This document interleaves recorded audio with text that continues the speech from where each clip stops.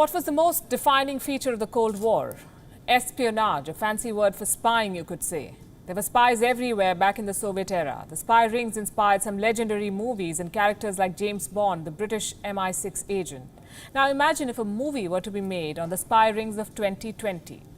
I can tell you that the mastermind of the most notorious spy ring would be a Chinese sitting somewhere in mainland China. And I'm not being racist, I'm just stating the obvious.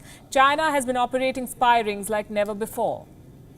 And in its web are people of all descriptions, journalists, political leaders, policymakers, researchers, you name it, and you will find them on the Chinese payroll. An Australian MP is currently being investigated. His name is Shaukat Mosalman, that's how he calls himself. This man is extremely pro-Beijing, we are told, and he is very vocal about it. In the recent months, he has even lauded the Chinese response to the Wuhan virus. That move itself is enough to set alarm bells ringing. Now, technically, China does not need spies to eavesdrop. It has technologies like Huawei or Zoom for that job. So why have spies at all? Because the task for human agents is to influence policies. Since the Communist Party can only control the circus at home, it needs agents abroad to generously dish out the party's propaganda. And who better to do this job than a legislator? And this man is not a lone wolf. There are several others working for him, or working for China. While some are influencing policies, others are stealing information and critical research. They are placed in some of the world's top research labs, and they are being paid in millions to smuggle information to the dragon's nest. The man on your screen is Charles Lieber. He was a professor at Harvard University for a really long time. Only earlier this year, US authorities found out that Lieber was working closely with China with a lab in Wuhan. Beijing paid him $1 million. What for?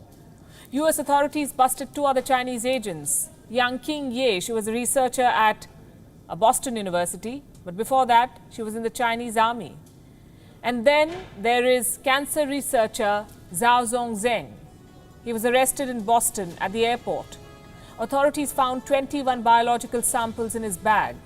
He was allegedly flying to China and closely working with the Chinese. It does not end there. There are Chinese agents in some 500 odd foreign universities. They're masquerading as Confucius scholars. On the Chinese payroll are also journalists. China is also approaching journalists to amplify its talking points. They're being offered overtures, sponsored trips or junkets to China. What they have to do in return is speak in favor of Uyghur camps or cheer China's coronavirus response, write editorials praising Beijing. And I'm not making up any of this. I have numbers. The International Federation of Journalists recently carried out a survey. Journalists from 58 countries were asked one question. Did Beijing reach out to them, offer them something? Turns out, in at least 29 of these countries, journalists had been on trips to China. Some of the respondents said that China has a visible presence in their national press. 2/3 of the respondents said that they were approached by Chinese entities.